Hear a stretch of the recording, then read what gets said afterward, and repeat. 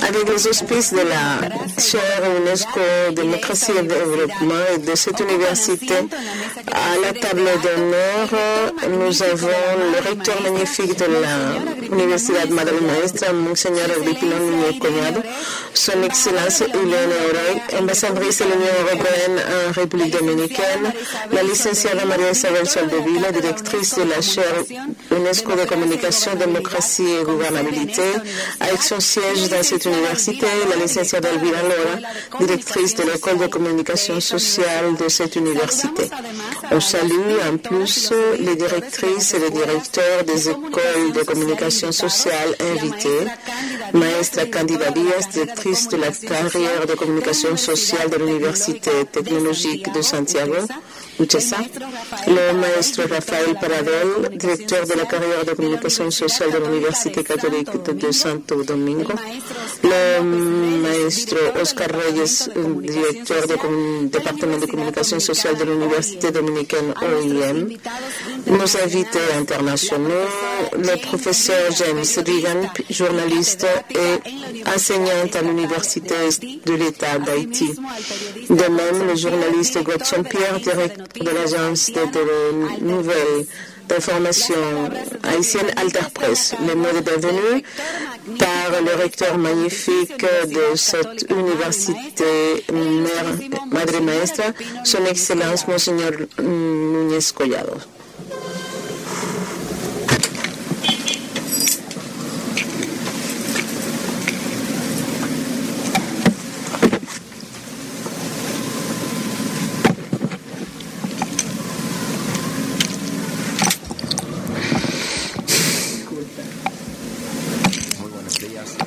Bonjour, excellente ambassadrice de l'Union européenne dans notre pays, Madame Irene.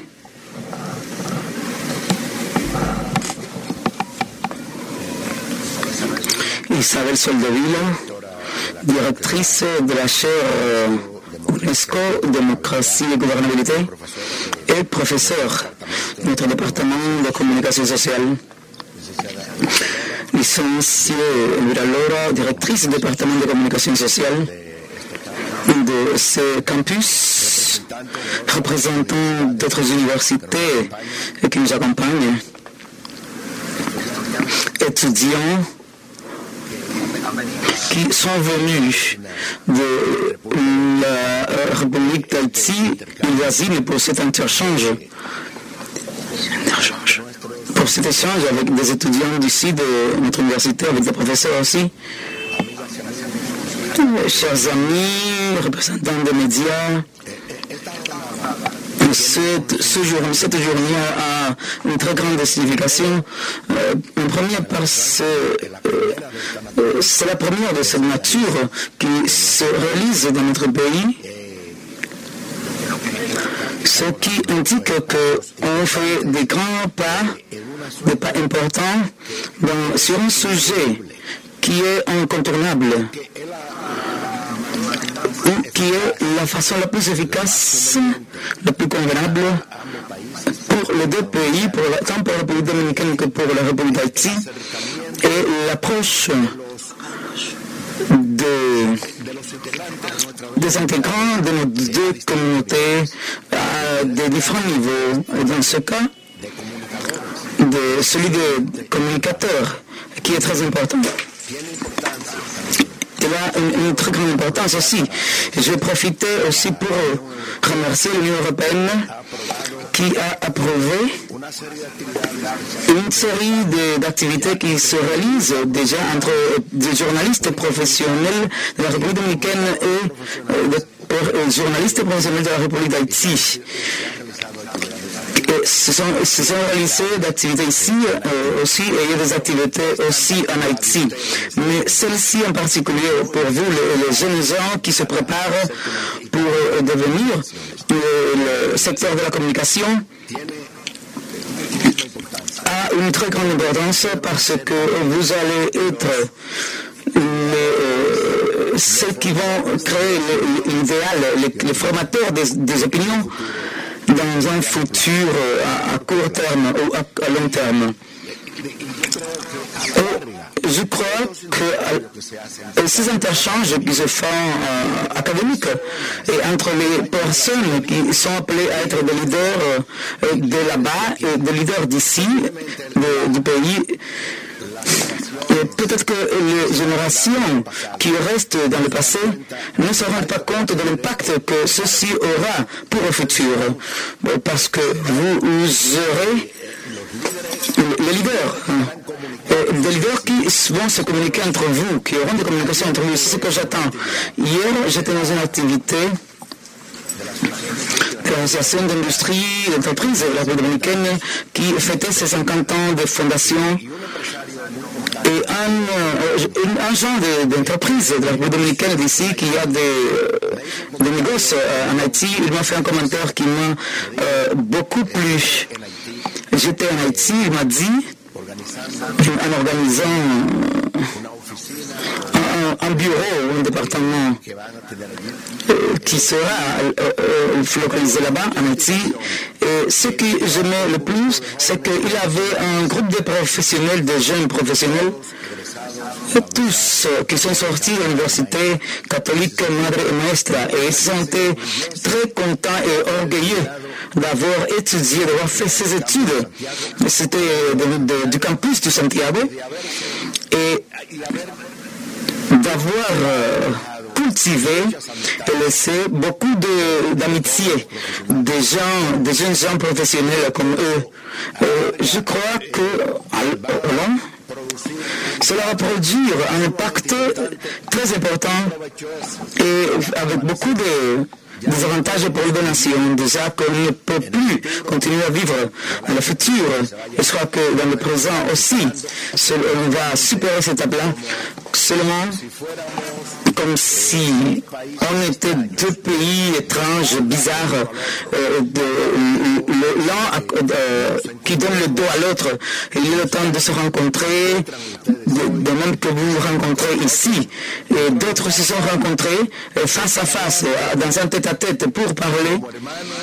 En tant que frère, en tant qu'ami, pour parler en tant que personne ayant les mêmes inquiétudes, les mêmes idéaux de se faire chacun de sa part et unir les parties, travailler pour un développement très harmonieux qui doit être élaboré par les personnes impliquées, c'est-à-dire par les professionnels, et que peu à peu on laisse derrière le passé.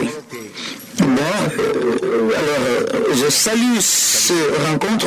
Je félicite aussi la sœur UNESCO pour avoir donné l'idée et je remercie encore une fois à l'Union européenne pour nous appuyer d'une série d'activités, de rencontres à différents niveaux avec des professionnels dans le domaine de la communication d'Haïti et de la République dominicaine. Mais aussi, j'ai beaucoup de confiance en vous parce que on nous dit que la jeunesse est l'espoir du futur. Mais le fait d'être jeune en tant que tel, ça n'ajoute ni demande rien.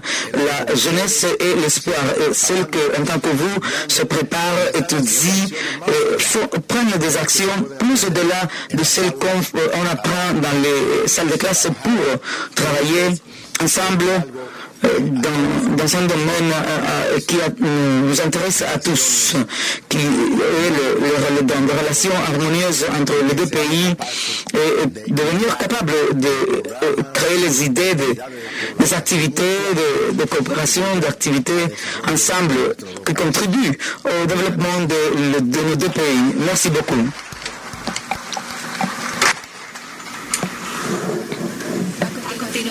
Nous allons inviter ensuite son Excellence Irène Auger, ambassadrice de la délégation de l'Union européenne en République dominicaine.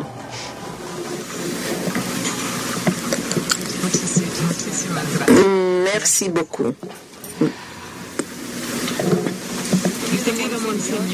Honorable Monseigneur, professeur, étudiant,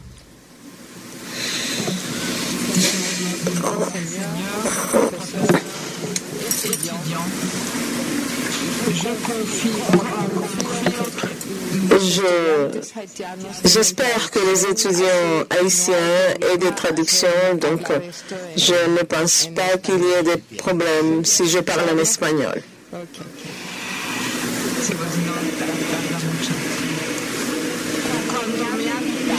Lorsqu'on m'a invité à cette activité, parfois, nous avons différentes invitations, différents rendez-vous. Et je voulais venir et être avec vous. Je voulais prioriser cette invitation. Lorsque Maria Isabel m'a envoyé une note sur l'activité qui se réalise aujourd'hui et demain ici, cela me semblait de grande importance.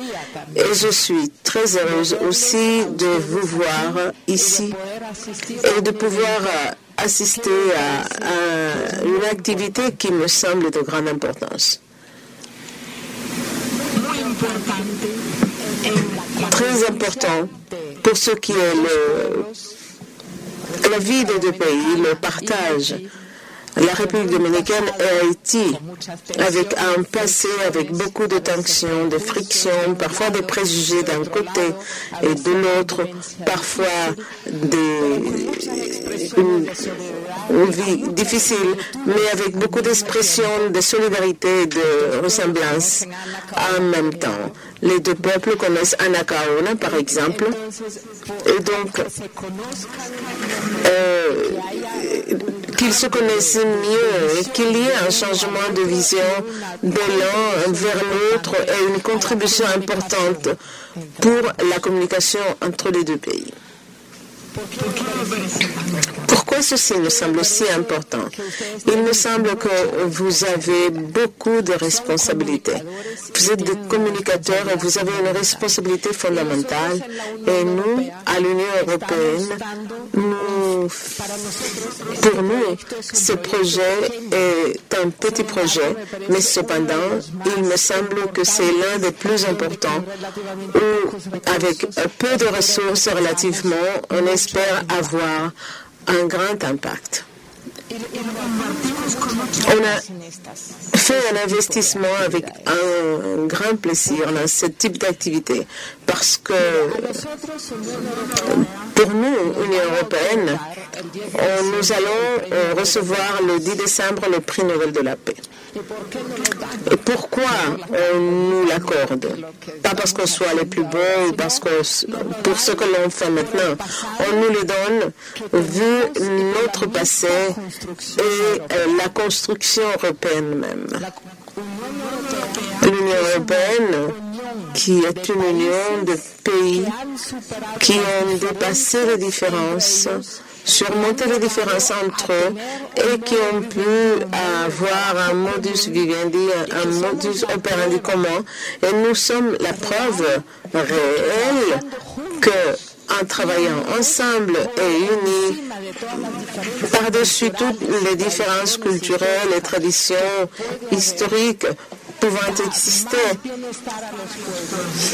ceci provoque plus de bien-être au peuple que chaque peuple de son côté. Nous sommes nés d'une guerre, de la guerre la plus grande connue par l'humanité, la guerre la plus cruelle, et d'une inimitié entre des nations qui a été traduite pendant des siècles. Vous êtes beaucoup trop jeune pour connaître cela, mais il ne fait pas si longtemps. J'étais déjà né lorsque la France et l'Allemagne étaient encore très opposées. J'étais déjà né lorsque il manquait encore, on avait besoin d'un visa pour passer d'un pays à l'autre. Lorsque c'était impossible qu'un étudiant fasse des études dans un autre pays, lorsque c'était très difficile, lorsque les gens de différents nationalité se mariaient. Donc, ça ne fait pas si longtemps. Et aujourd'hui, tout le monde vit, tout le monde travaille et tout le monde peut avoir une entreprise dans un autre pays. Les gens se marient, parlent d'autres langues. Et nous avons à la fin une Union européenne où nous avons mis en commun beaucoup de politiques et tel que je vous ai dit auparavant, nous, dans les dernières 30 années, on n'a pas eu plus de bien-être au peuple européen qu'aucune époque auparavant. Mais vous êtes des communicateurs et vous êtes des journalistes, vous êtes des jeunes, vous avez l'avenir devant vous et vous allez avoir beaucoup de responsabilités. Toujours, lorsqu'il y a des conflits dans le monde, et dès qu'il y a une guerre quelque part dans le monde, si on voit et si on connaît, on voit toujours les racines que la presse et les communicateurs et on voit l'impact de la presse et des communicateurs. Lorsqu'on voit les grands problèmes dans l'histoire, ils ont commencé par la presse qui pousse, qui renforce des préjugés des uns envers des autres et qui dépeint, qui montre l'inimitié de l'autre, qui fait peur même et qui fait qu'on ait peur de l'autre. Et on voit lorsqu'il se soulève et les émotions chauffent. C'est pour cela que je dis que la presse, le journaliste, a d'énormes responsabilités. De ne pas écrire ou de ne pas dire ce qui est dit dans la rue tout simplement, ou ce qui nous vient de la tête, ou ce qui a été dit dans le voisinage. Le journaliste a la responsabilité de contribuer à la compréhension des phénomènes sociaux, à la compréhension de ce que les gens font, à la compréhension de l'autre, comment l'autre dans sa logique, dans son droit à la vie, et il doit aider à ce que nous comprenions les autres, que les gens puissent communiquer. Et c'est pour cela que je pense que nous sommes l'organisme ou le partenaire privilégié dans des projets tels que celui-ci. Et c'est pour cela que je suis si heureuse d'être ici avec vous. Et c'est pour cela que j'espère tant que vous, étudiants haïtiens et dominicains, profitiez de ce cours et de cette opportunité. Et j'espère pouvoir vous revoir beaucoup parmi vous demain ou ailleurs, lire quelques-uns de vos écrits ou voir quelque chose de votre production, un Twitter, un blog, n'importe quoi de novateur, de bien pensé, bien conçu, et que l'on se dise, celui-ci est un grand journaliste, avec une contribution à l'histoire et à l'histoire de ces deux pays grands.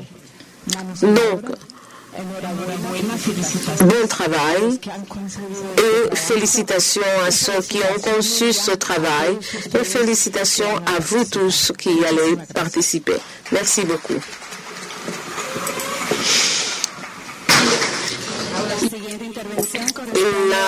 L'intervention suivante correspond à la directrice de la chaire UNESCO, Marie-Isabelle Soldevila.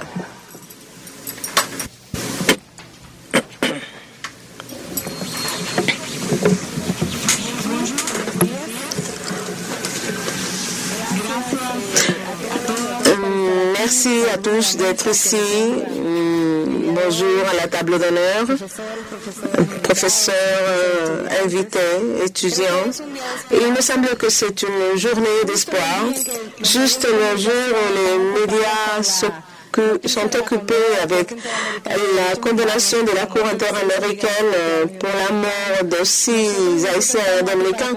Nous sommes ici pour construire et développer un nouveau regard sur la réalité dominico-haïtienne. Et ceci est très important.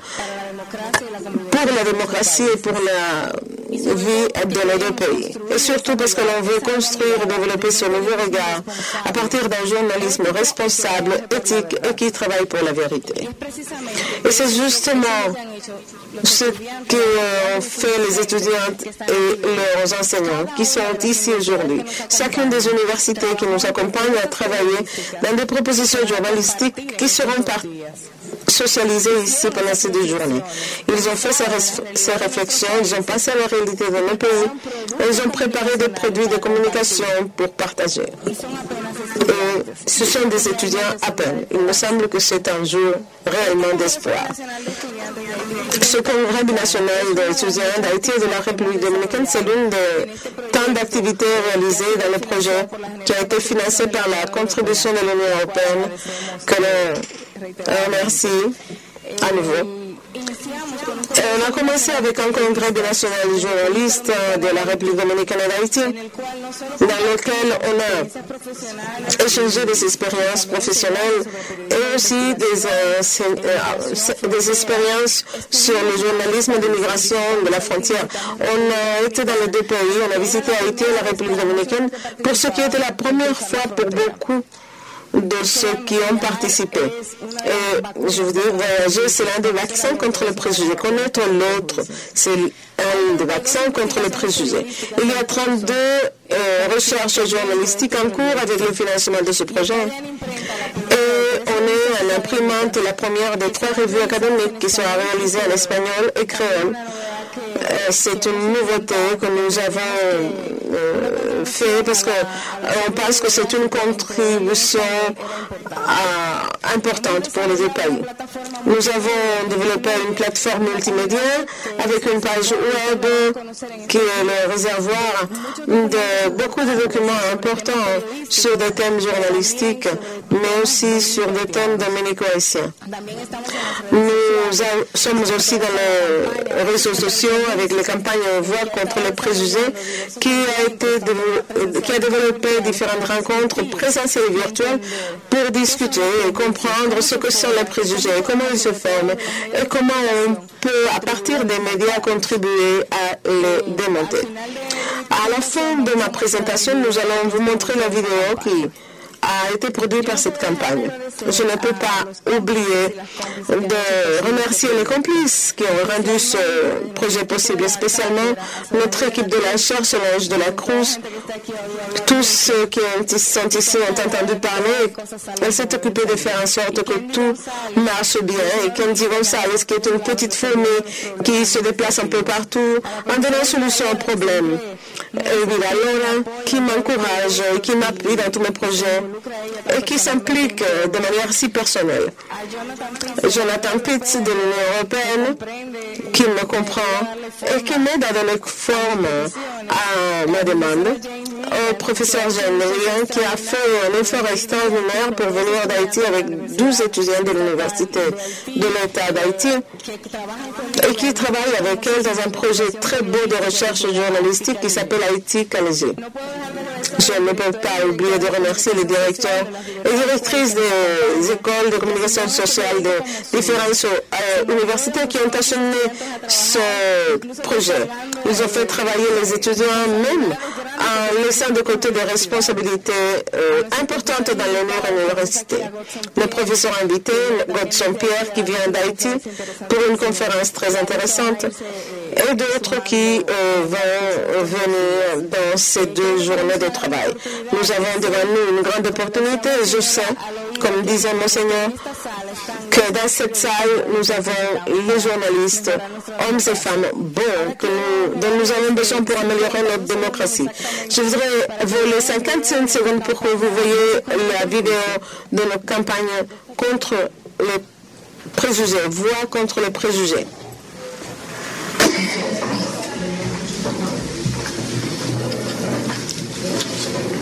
Y muchas gracias. Et merci beaucoup.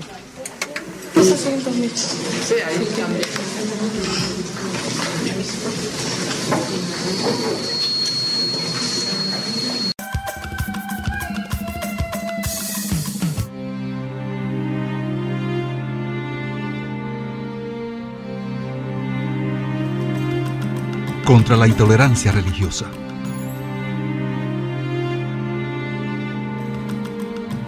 contra el clasismo,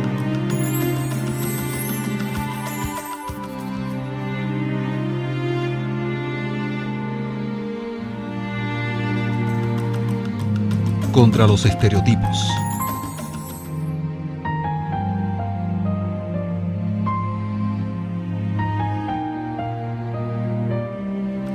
contra el racismo. Unamos nuestras voces contra el prejuicio.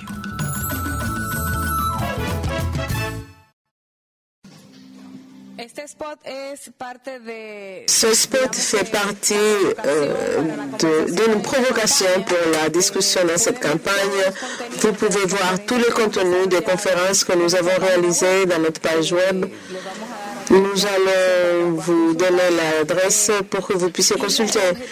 Et le but final, c'est de faire en sorte que chaque personne qui s'implique unisse sa voix, que l'on puisse voir comment on peut contribuer à détruire les préjugés. C'est un document que nous allons travailler plus tard et que nous allons présenter à différentes instances, tant du gouvernement dominicain que de l'Union européenne, l'UNESCO et des organismes internationaux, et qu'on espère pourra servir comme un instrument de plus pour une lutte qui nous semble nous correspond à tous, pour que l'on ait un monde et des pays plus justes. Merci beaucoup, bienvenue à nouveau. Et au travail. Bonne journée.